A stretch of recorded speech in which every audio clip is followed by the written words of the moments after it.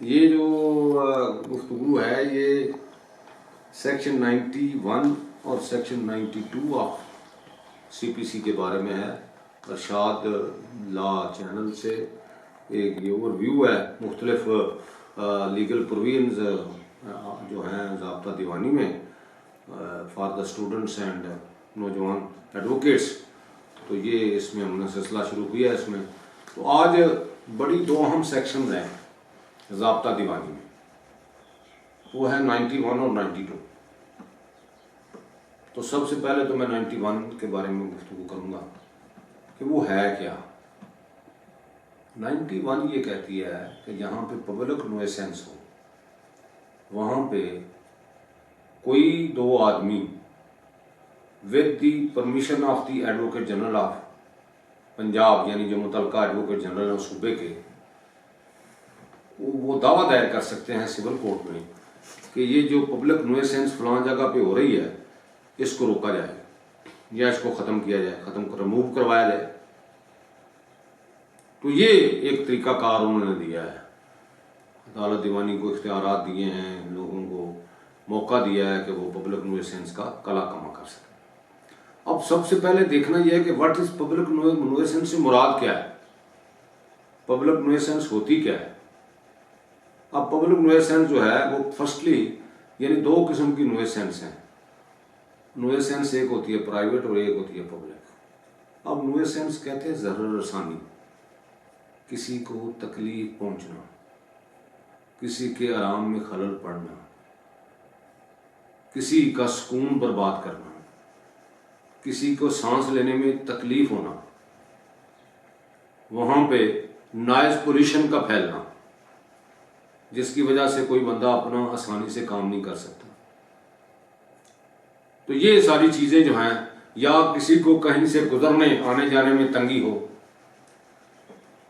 या किसी खतरनाक जानवर का उसको सामना हो जिससे वो डरता हो, खौफजदा होता हो, तो ये सारी चीज़ें जो हैं पब्लिक नुएसेंस में आती हैं। यानी फितरत और ख़ास तौर पे इस्लाम भी ये नहीं चाहता कि किसी इंसान को किसी तरह की भी कोई ज़रर सानी पहुँचे, तकलीफ पहुँचे, ज़हनी तौर पर या जिस्मानी तौर पर।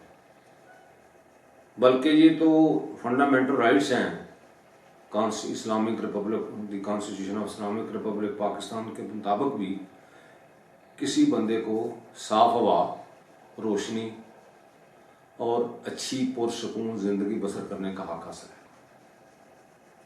अब ज़िंदगी कैसे पुरसकून रह सकती है कि अगर बंदा सांस अच्छी हवा में ले या अच्छे एटमॉस्फेयर में वो अपनी ज़िंदगी बसर करे रहे, उसको किसी किस्म का खौफ, खतरा, डर या किसी किस्म की तकलीफ या उसके बेसुकूनी ना हो,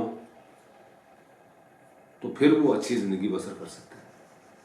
लेकिन अगर उसकी ज़िंदगी में इस तरह की मुसीबतें और परेशानियाँ हों, यानी वो सांस भी सही हवा में, अच्छी हवा में नहीं ले सकता, तो सांस जो है वो बुनियादी हक है बंदे का। लेकिन अगर वो सांस लेता है तो वो हवा गंदी है या वो डर्टी किस्म की है या ऑब्नॉक्शियस किस्म की स्मेल्स आती हैं, तो फिर क्या वो करेगा? वो सांस ले सकेगा? अच्छा नहीं, वो तो बिल्कुल परेशान हो जाएगा, वहाँ से भागने की कोशिश करेगा, मैं कहाँ आ गया।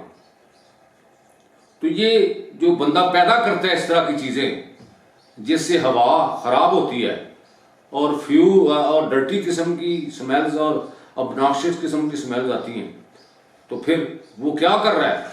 वो पब्लिक नुएसेंस का मुर्तकब हो रहा है। इसी तरह अगर किसी हमसाये में कोई ऐसी किसी ने मशीन या चक्की या कोई और चीज़ लगाई हो जिससे आवाज़ पैदा होती है इस किस्म की जो नाकाबिले बर्दाश्त है, या कोई वाइब्रेशन होती है वहाँ पे कोई चीज़, यानी मर्चें पीसने वाली मशीन है या वो चक्की, आटे की चक्की लगी हुई है या कोई और चीज़ लगी हुई है, या किसी ने वहाँ पे कोई कारखाना लगाया हुआ जिससे वो आवाज़ें आती हैं इस किस्म की कि जो बंदे को ज़हनी सुकून नहीं पहुँचने देती बल्कि ज़हनी तौर पे परेशान करती हैं।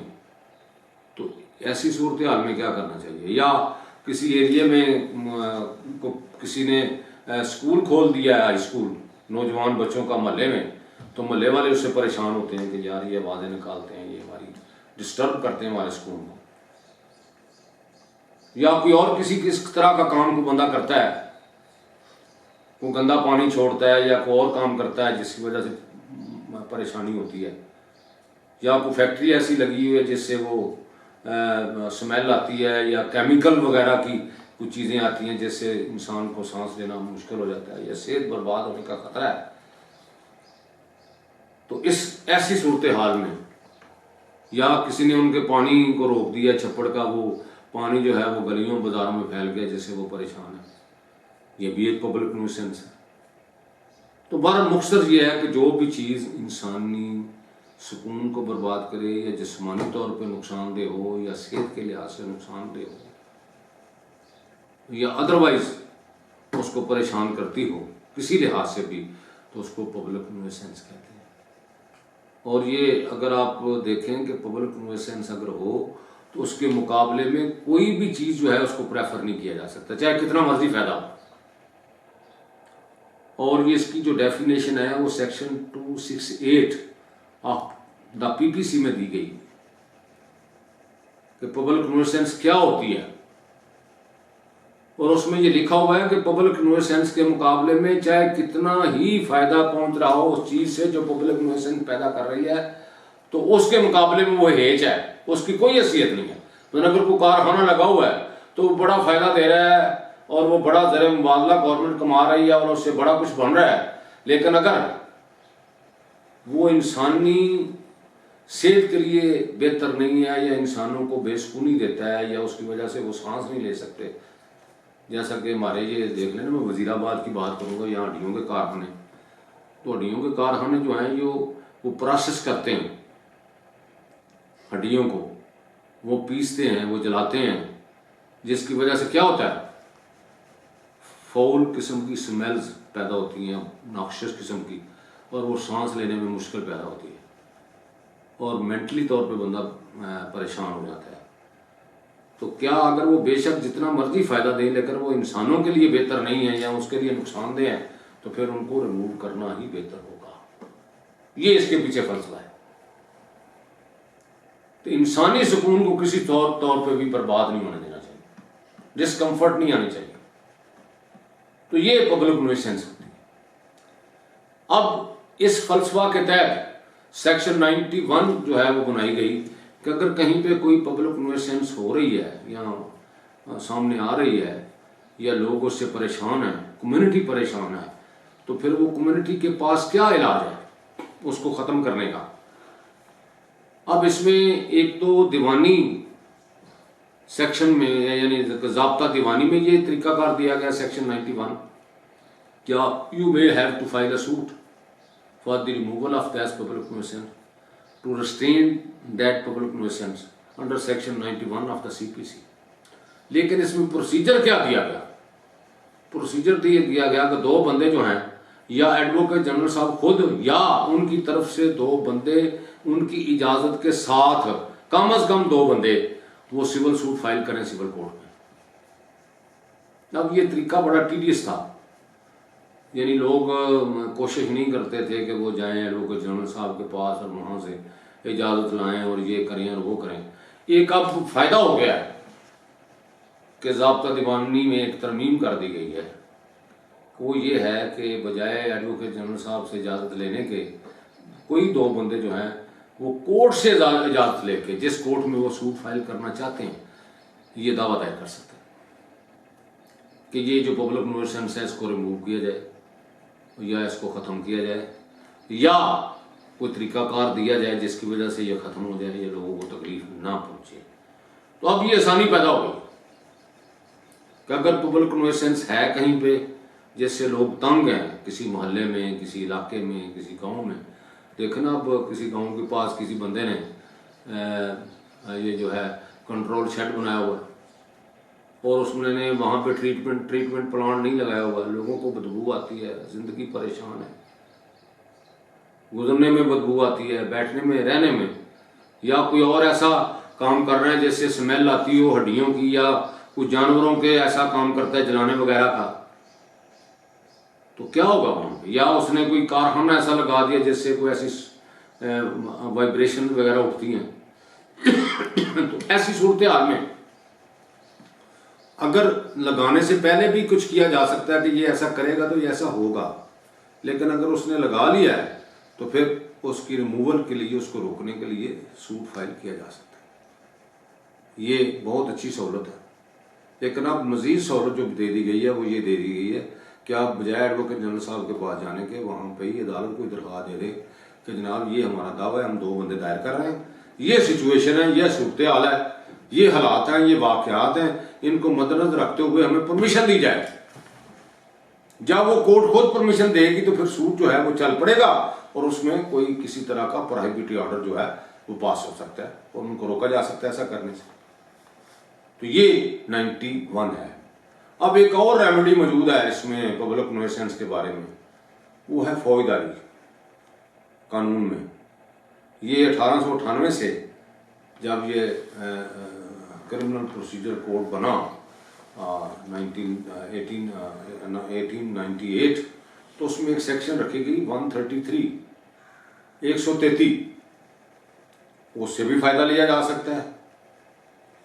और उसमें जो तरीकाकार ये है कि अगर कहीं पे पब्लिक न्यूसेंस है तो मजिस्ट्रेट साहब को दरख्वास्त दी जाए, मुतलका जो है सब डिवीजनल मजिस्ट्रेट जो हैं या कोई और मजिस्ट्रेट जो हैं जो उस इलाके के हैं, तो वो उसमें नोटिस लें और वो उस बंदे को तलब करें और उससे पूछें कि आप ये क्यों ऐसा कर रहे हैं, आपके पास कोई जवाब है, और SHO को हुक्म दें कि फौरी तौर पर उसको ख़त्म करे या उसको रोके इस तरह की पब्लिक न्यूसेंस को।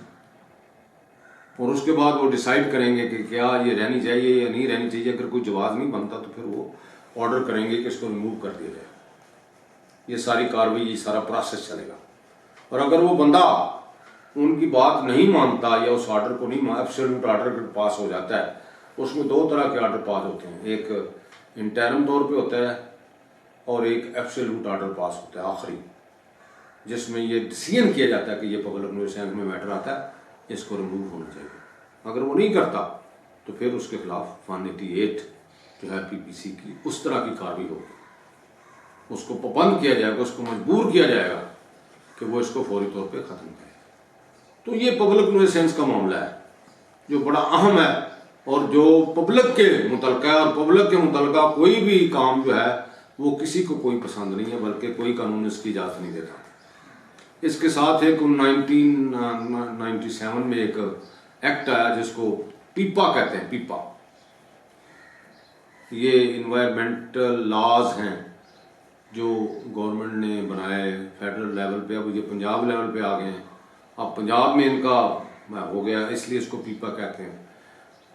तो उसमें तहत भी कार्रवाई की जा सकती है अगर कहीं पे किसी को कोई तकलीफ पहुंच रही है। इन्वायरमेंटल का महकमा भी बन गया है, डिपार्टमेंट मौजूद है और इनकी बाकायदा एक एजेंसी मौजूद है प्रोटेक्शन की, पंजाब इन्वायरमेंटल प्रोटेक्शन एजेंसी उसको कहते हैं।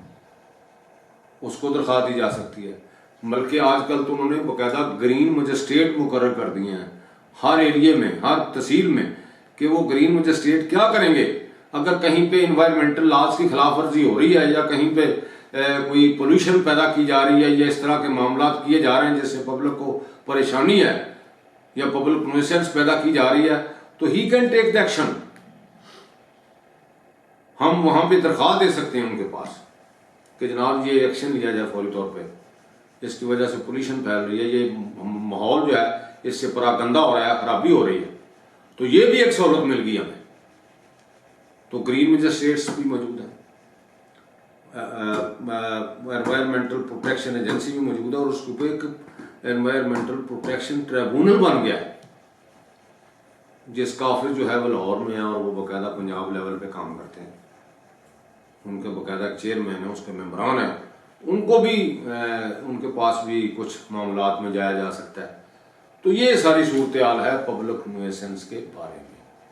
तो बहरहाल ज़ाब्ता दीवानी में ये है कि if you want to file a suit for the removal of public nuisance then you have to file a suit under section 91 of the CPC and to get the permission from the same court where you have filed the suit, for filing the suit for the removal of the public nuisance. You can do this, and ultimately, at least 2% are competent to file the suit from the same community.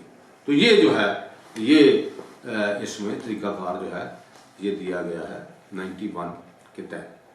तो ये आपकी सहूलत के लिए, बेहतरी के लिए होगा कि आप इसको ऑब्जर्व करें और इसके मुताबिक लोगों को सहूलत मुहैया करें। Thank you very much.